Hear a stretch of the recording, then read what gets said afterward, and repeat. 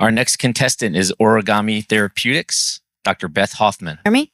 Perfect. Good morning. I'm Beth Hoffman, founder and CEO of Origami Therapeutics. First, I'd like to thank the organizers and the judges for this fantastic opportunity to tell you a bit about Origami Therapeutics.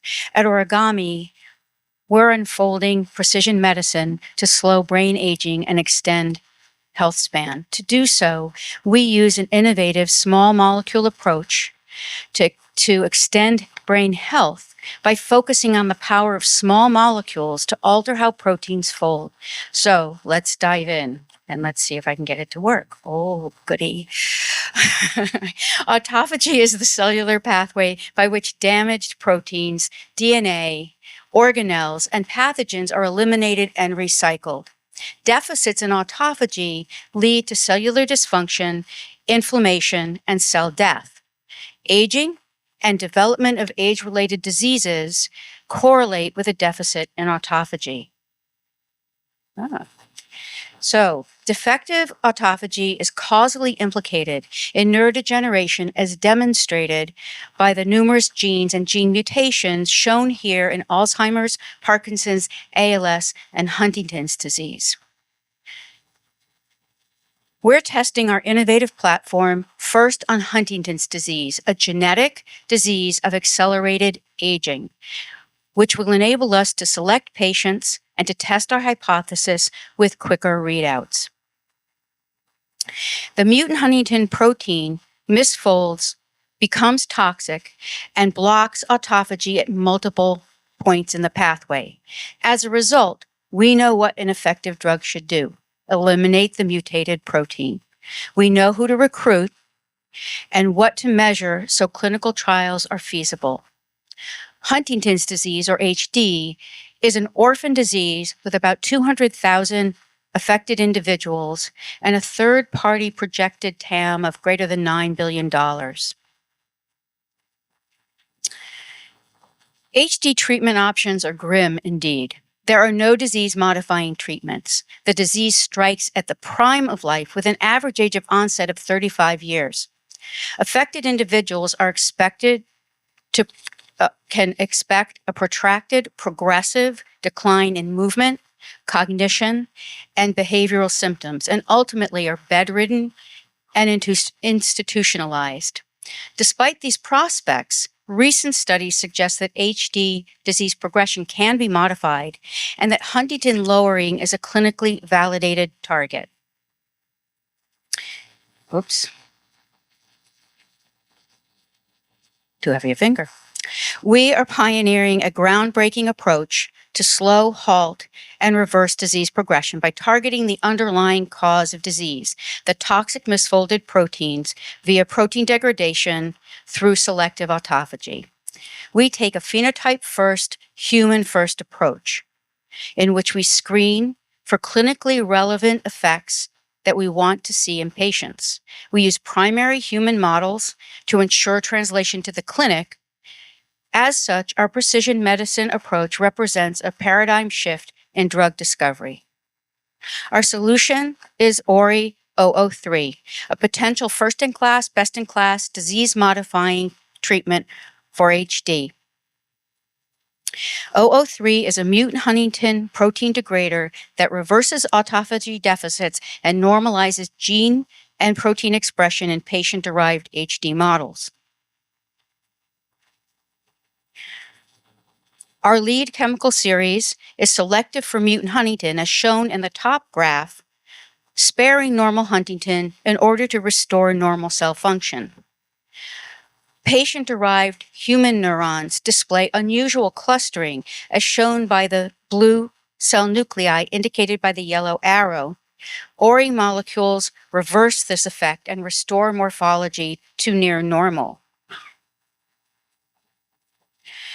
ORI-003 has excellent drug characteristics with greater than 85% oral bioavailability and excellent distribution in the brain, as shown in the top graph, with a brain-to-plasma ratio of 0.8. In the bottom graph, 003 dose-dependently eliminates toxic mutant protein and is well tolerated after 2 weeks of daily dosing in vivo in a mouse model. Our next steps are to perform non-GLP tox, apply for orphan designation, and move into IND-enabling studies. Our HD assets are differentiated first-in-class, best-in-class protein degraders. Among the advantages are that we directly target and eliminate disease-causing toxic protein while sparing the normal protein in order to restore cell health. Because we have a small molecule, we can treat the whole brain and body, and this also enables us to use blood biomarkers to monitor both disease progression and drug response. We work by a novel mechanism which restores critical autophagy lysosome pathway. And because we have an oral pill, or we project that we'll have an oral pill, this will be the least invasive approach to eliminating mutant huntingtin. And importantly, the ability to have an oral pill democratizes access, which is unlike our competitors, which for the most part require in-hospital surgery or infusions. So Origami's clinical competitors all target the messenger RNA, which means that they prevent the generation of both mutant and normal huntingtin. This approach does not eliminate existing huntingtin protein and its aggregates and has potential to create a loss of function by eliminating the normal huntingtin. While some competitors display some of the positive attributes, ORI-003 combines all of the preferred features. So we have potential for expedited regulatory and clinical path via orphan, breakthrough, and fast track designations. As I've already talked about, clinical trials are feasible, and since we treat both the brain and the body, we have blood biomarkers to assess proof of mechanism, efficacy, and secondary efficacy measures, which are important in understanding responders and non-responders. Commercial opportunity is projected to be greater than $9 billion by 2030, with reimbursement anticipated for demonstration of disease modification. I should add here that all assets have been discovered and are wholly owned by Origami. So we've raised almost $7 million to date from founders, family, and friends, but also we're part of Y Combinator and have been funded by Catalytic Impact Foundation, Princeton Alumni Angels, and New Fund Ventures. In addition, we've received $2 million of non-dilutive funding from 2 SBIR Phase 1 awards, as well as 2 Kickstarter awards from O2H Discovery, which has helped us with our chemistry. More recently, we've signed a compound testing agreement with the HD-focused CHDI Foundation. So we're seeking $5 million seed to advance our HD asset to IND approval and to advance our tau degrader for Alzheimer's disease-related dementias to development candidate. So on the top, you see in purple milestones and timeline for Huntington's disease, below the timeline in green milestones for Alzheimer's disease-related dementias. So once we get to IND approval with our seed funding, we'll be looking at roughly $40 million Series A in order to complete a Phase 1 trial in healthy volunteers and HD patients where we can demonstrate clinical safety as well as proof of mechanism and dose range finding.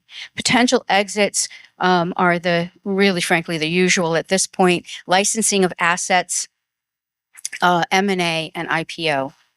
So the use of the $5 million goes to greater than 80% R&D, the usual activities as a course to get to IND approval in first in man. I'm joined by a foundational leadership team and advisors with more than with more than 100 years of success in pharma and biotech. I myself have put more than 30 compounds in the clinic with 5 marketed drugs for cystic fibrosis and pain. I'm very excited about being here because I see opportunities to collaborate with the NOLA ecosystem, which includes preclinical biomarker discovery and translation to the clinic, enhanced disease biology understanding using our tool compounds, and potential clinical trial sites. So I've told you who we are and what we do. Why do we think we're going to win? We're targeting the underlying cause of disease.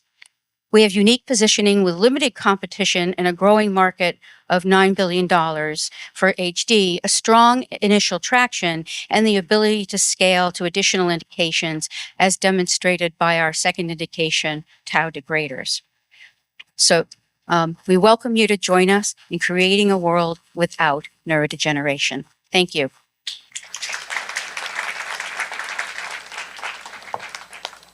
Okay, so there's a big difference between a genetic form of Huntington's disease and sporadic Alzheimer's disease. And so my question for you is, from a probability of technical success, how do you compare and contrast those two indications? Yeah, so that's, thank you. So the reason that we go after monogenic forms of neurodegeneration are exactly to try to, basically to de-risk and increase the probability of success. And by that, I mean, if we know who to recruit into the clinical trials based on say an autosomal dominant mutation as in HD, as in some primary tauopathies, as in FTD tau, we have the opportunity to actually be successful. And even though that's a smaller population than all of AD, to me, it seems, important for us to have some success. And as a company, obviously, but as a field in general, in order to bring, I think, more interest and funding into the field to tackle some of the more challenging issues of the cases in AD where we don't really know what the absolute cause is. So your ADRD Nilex is actually targeting monogenic forms. Initially, yes. Good. So what I think could it work in AD at large? It's possible. We don't have that data yet. So it's early days for us on that score. Yeah, absolutely. So I understand the targeting of monogenic, but with some of these repeat diseases, they can get quite long. So even within that one disease, you have very different phenotype, including what it binds. It pulls other proteins that also have repeats into its aggregates. Yes. So my question here is, how much have you done in the way of animal studies to look at whether you end up with too much cellular debris, because that can be its own worst enemy, like overly efficacious efforts to use the heat shock protein pathways, for example, years ago found, too much debris, or like antibody therapeutics caused encephalopathy, too much debris. Can you talk about, how you deal with a disease that could have like a 220 repeat sequence or a 35 repeat sequence? Great, thanks. So yes, what you say is true. And I think, one of the challenges that have come up with some of the PROTAC degraders that work through the proteasome is that you in fact get toxic fragments that remain. And autophagy is a little bit different than that, in that, first of all, we're targeting the primarily the fragments, although we do reduce full length. And so we don't see that as a problem. Let me just come back. And what I should have said first is we have been fastidious in testing against different CAG repeat lengths, both in our human fibroblast and iPSC-derived neurons, as well as in the animal models.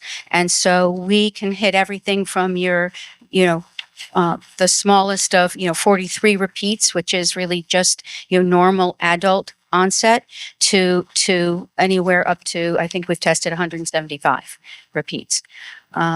So the other thing I'll just tell you is that it's probably important that we hit the fragments, because that actually is seen to be one of the most toxic. And for Huntington, there's a splice a missplicing that can happen that gives you the so-called exon 1, which is this 100 amino acid piece.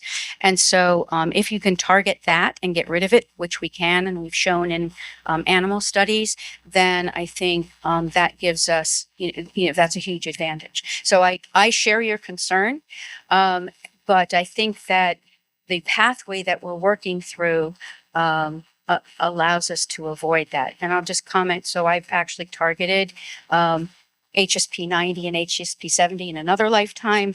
And the really big challenge there is that it has they have so many client proteins, and they have a role in both helping things fold and unfold.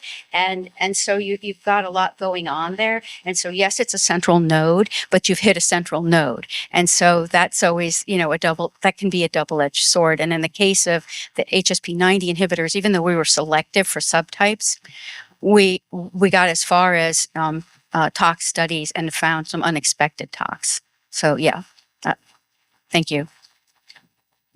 Beth, I just had you can educate me about this. So Phyllis and I are the goofus and gallon of pharma and med tech, right? And so I am the goofus. I am the goofus. Nobody here old enough to know. Okay, so all right. So I am. all right, good. All right. Highlights, right? So when as a med tech guy, I see your timeline, I literally lose my breath, right? Because it seems so long. And what we're talking about is impact. I'm just curious, are there learnings along that timeline that allow for impact in the community? Yes. So what I've done in terms of the timeline is, basically your average. So we know that we're not likely to have CMC issues with these molecules. We've scaled them up, not to tox levels, but that's been it's easy to make. 6 steps, no biggie. But what we know and what I've done before is we can get through the IND enabling studies in 9 months easily. And so we do have room to make this go a bit faster. Yes. Yeah. Great job. Excellent presentation. Autophagy, not appreciated. My question is about the double-edged sword of autophagy and its role throughout the body. And, how do you see that? Yeah. Thanks so much. So we have a lot of data, which obviously I didn't have time to go through. But so our compound works through selective autophagy, and not the autophagy you think about related to starvation and stress. And so the importance of that is